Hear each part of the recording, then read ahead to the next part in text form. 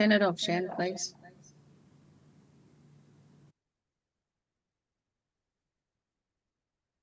Turn it off.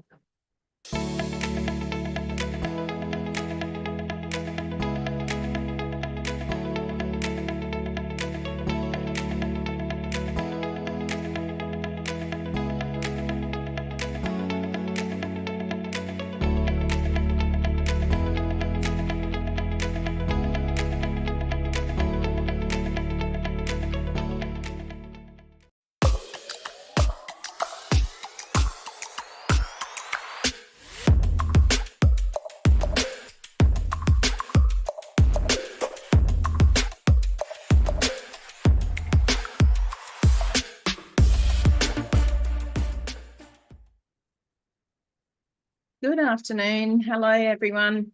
This is Narelle Walk-On coming into you from Mackay, Queensland. Thank you for joining me today. Today is today is my first video recording and live about my new carnivore journey. So it's called Carnivore Aussie Style, and I want to welcome you today. I'll give you a little bit of a background of who I am, where I've come from, and my journey into carnivore. So I think it's really important that we all get to share our stories.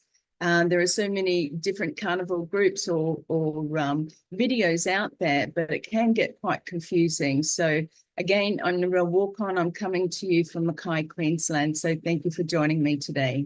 So a little about who I am. Well, I'm a mum of 3 and I'm a grandmother to 1.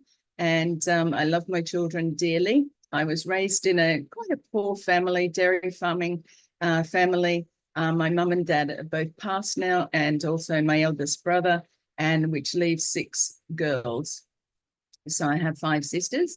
My journey, I suppose, in younger life is growing up on farms, you know, fresh vegetables, fresh fruits, everything was homegrown. We had dairy milk, fresh cream. Mum made her own butter. You know, it was quite a clean lifestyle, I would call it, or a clean way of eating, because everything came from the ground or everything came from the cows. So, you know, with fresh meat and things like that. So we grew up that way.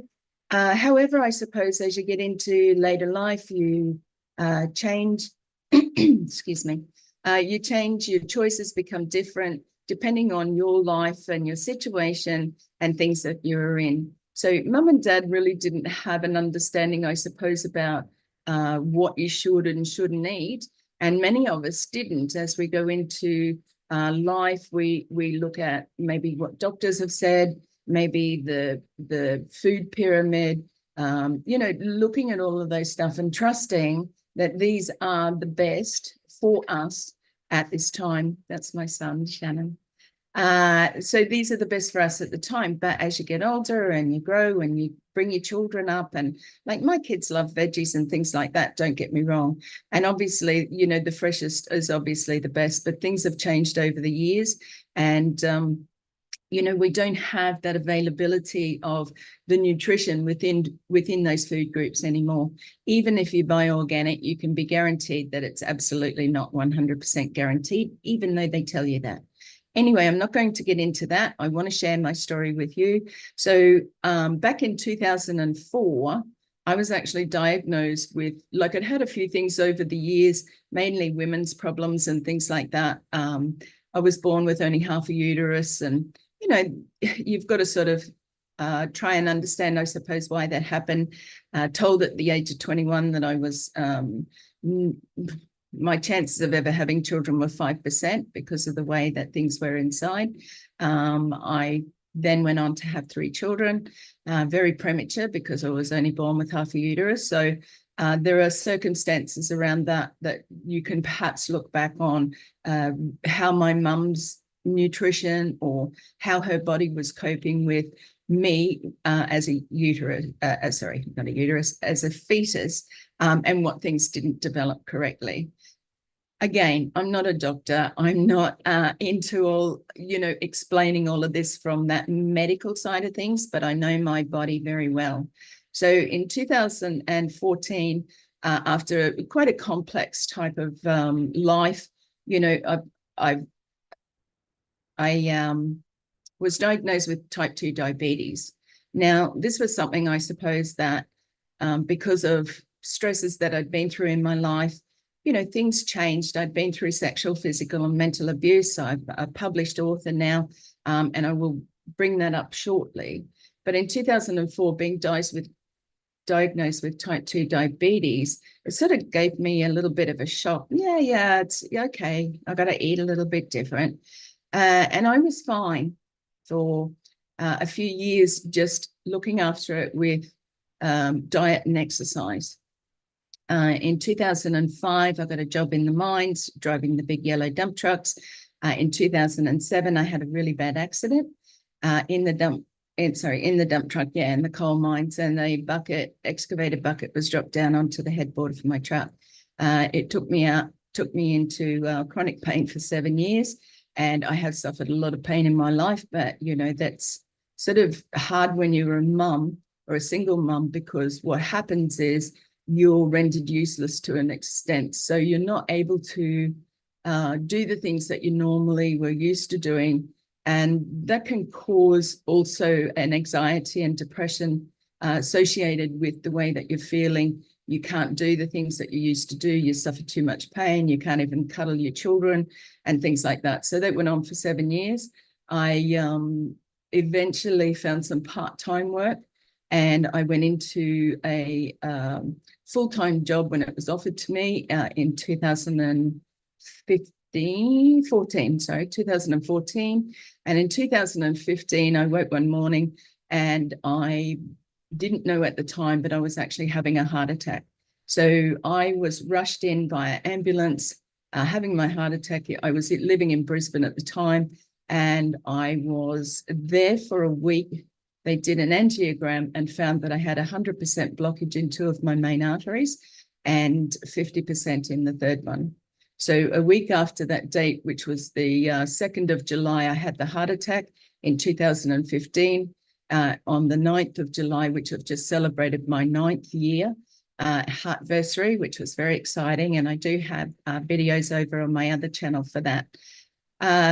I think, you know, you start to sort of realize, I suppose, as you get older, and what I realized in my life, that stress played a big factor in my life.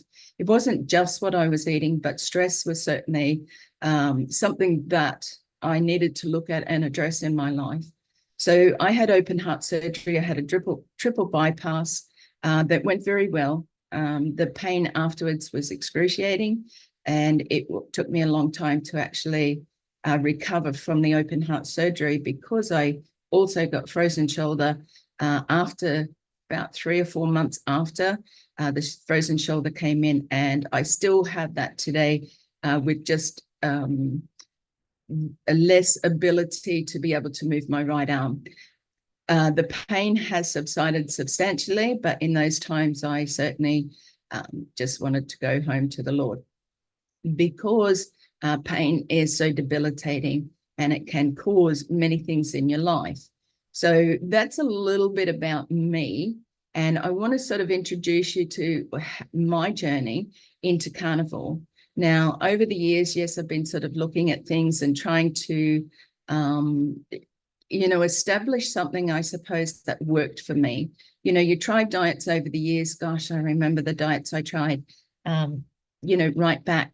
There was a Hollywood diet, and all you ate was just that one particular fruit each day, and different fruits each day. And then I went into having, you know, going to Weight Watchers and things like that. Weight Watchers was quite good for me, I suppose, because it gave me that stability of being in a group environment with encouragement and support. I lost 28 kilos in 6 months, and then I fell pregnant with my second child. So I think for women, we tend to sort of emotionally eat, or we have bodies that don't go back to where they were prior to having a baby or being pregnant. So, so going forward, it was about finding something that suited me, and many things that I had tried, whether it be pills or shakes or things like that. You might have lost a little bit of weight, but all of a sudden, you know, you're not sort of feeling the groove sort of thing. So you tend to put some weight back on, and then all of a sudden you're discouraged. And guess what? You go back to eating what you normally eat. So I needed something that was going to see me into older age. I'm definitely getting older. Excuse me while I have a little drink. I'm definitely heading into the older age, more life behind me than there is in front of me. And I think it's important because I have 3 beautiful children, a son, 2 daughters, and a granddaughter who's only 11, or will be this next month, to be here for them for as long as we possibly can be. So I started to search around. I heard a gentleman, a friend of mine, talking about Marty DeGummo is his name, from the US, and he had lost a lot of weight, you know, something like 90 pounds, 100 pounds. And another gentleman, John White, who had lost something like 180 pounds. It was just incredible to see. Now, obviously, they were bigger to begin with, and my journey is not necessarily about losing a lot of weight. It was about my type 2 diabetes, because I am insulin. I use insulin and I am over it. I've been insulin 2013. I had to go into onto insulin to control my type 2 diabetes. My mum passed away in 2013. I had the heart attack and the open heart surgery in 2015, and then went on to where I am today. You know, lots of, like I said, lots of stress in there, the accident, you know, having the stress prior to me having the heart attack. So these men sort of, I suppose, they're not telling you what to do. They're sharing what they did, because it really encouraged me to an extent to actually research this.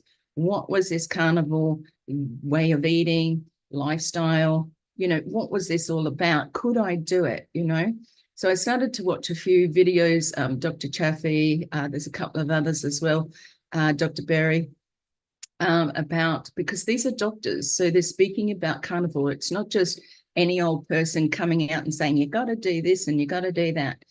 These were doctors, and I actually listened to one of the very best ones I listened to, and please forgive me, I've forgotten his name.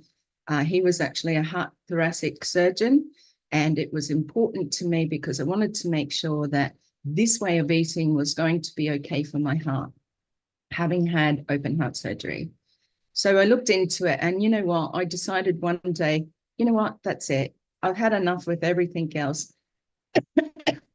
So on the 30th of April this year, 2024, I just went, bang, that's it. I'm starting.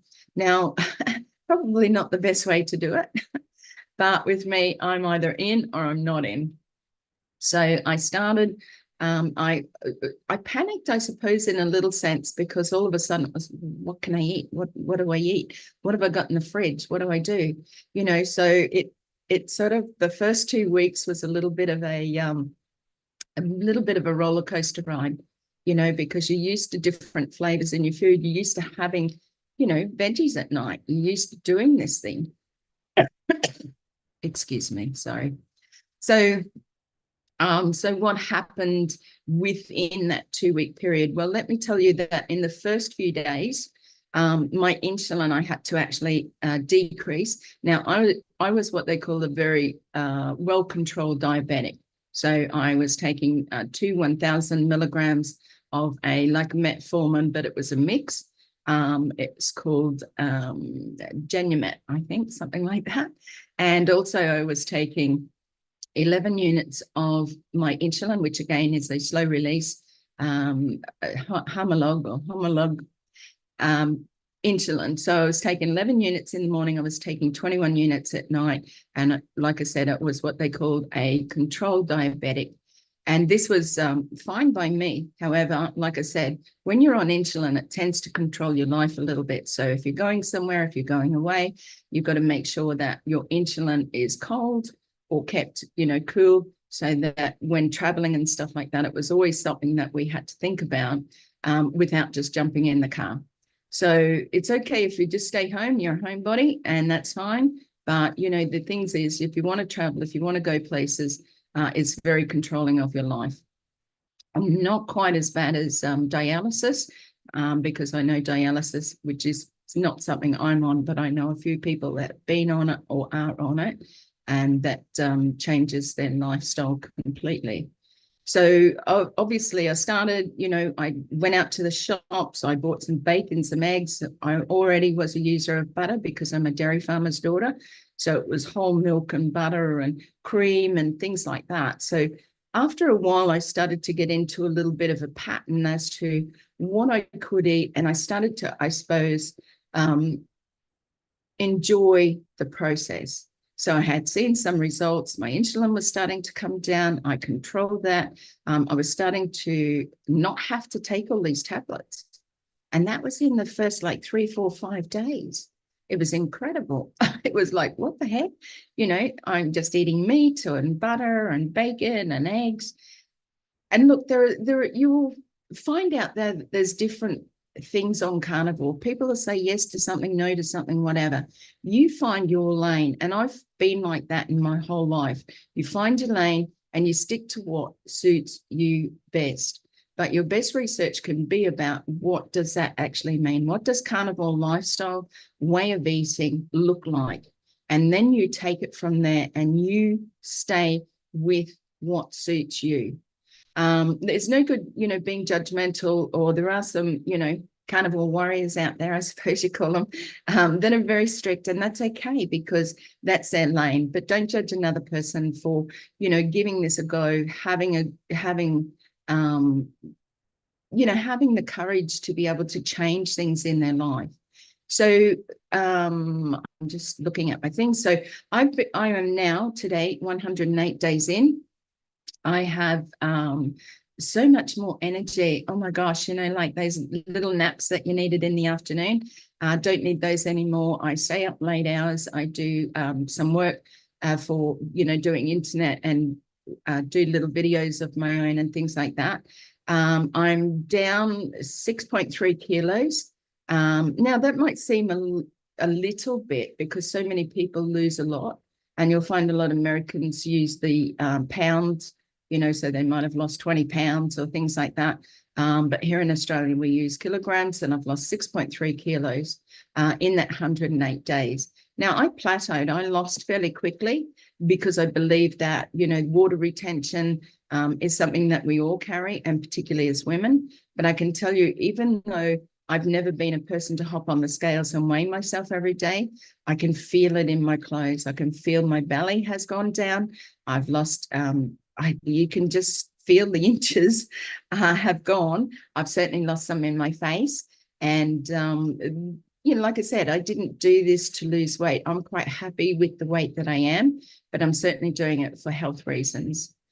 So I suppose one of the other things is, I will continue to go to my doctor. I have advised my doctor that this is what I'm doing, whether he likes it or not. He knows that I'm very much a person who knows my own body. I like to look in and research a lot of stuff, and I won't take a lot of the drugs that they say will help me, because they haven't helped me over many years, and it hasn't got rid of the problem of diabetes. So that's what you have to look at. You may have something that controls your diabetes, but type 2 diabetes can be reversed. And that is something that I started this for.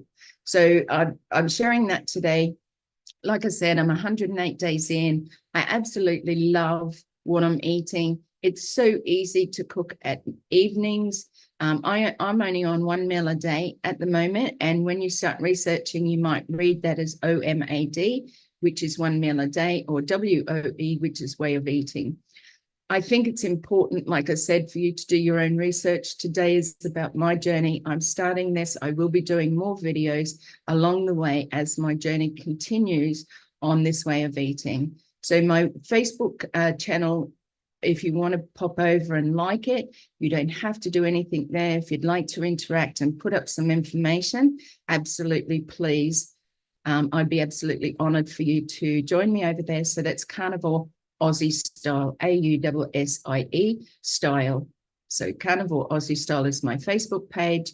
And you're obviously, if you find my video here on YouTube, please like and subscribe, because it's not about building a whole big YouTube, being a massive YouTuber. It's just about sharing my story so that those who resonate with my journey, I am over 60 years old.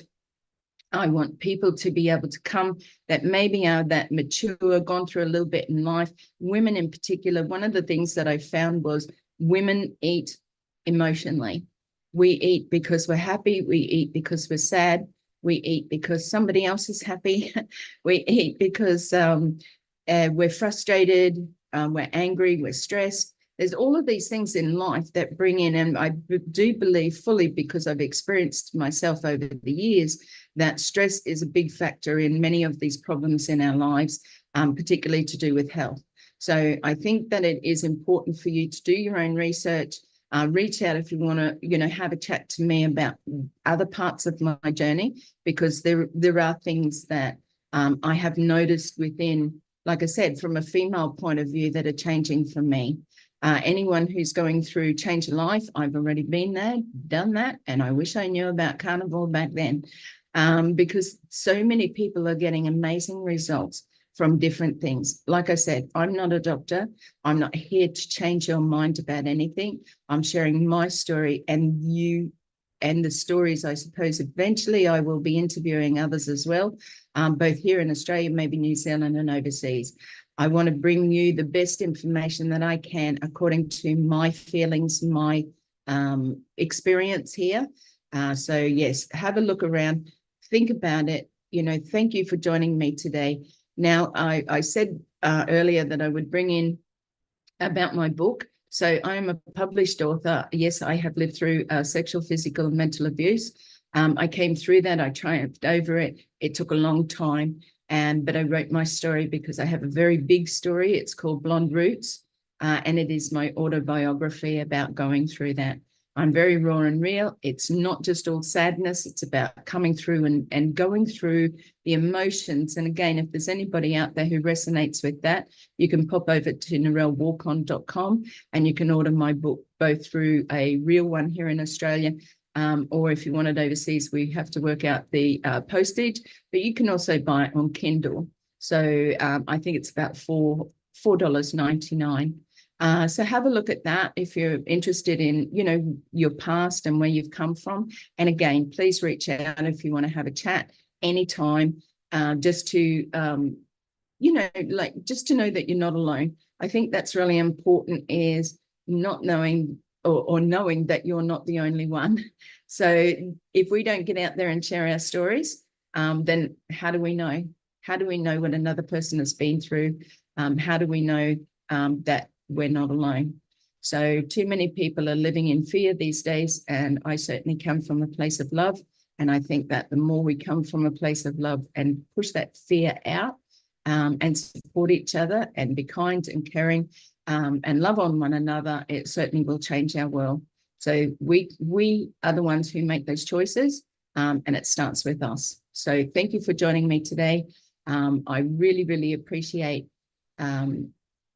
your time. And like I said, if you're watching this later on, please reach out, subscribe, like, and share my YouTube, as I'm just starting with that one. If you do want to look at my other one as well, you can go over. It's called Narelle Walk On, and we have a Who, What, Where Wednesday of an evening, where I'm just starting to bring new guests on, talking about those things in life, as I just said, coming through those battles in life, knowing that there are people out there who care. So like most things in life, if we don't look at things differently, then nothing really changes. So God bless you all. Thank you so much for joining me today, and I will see you again next time. Bye for now.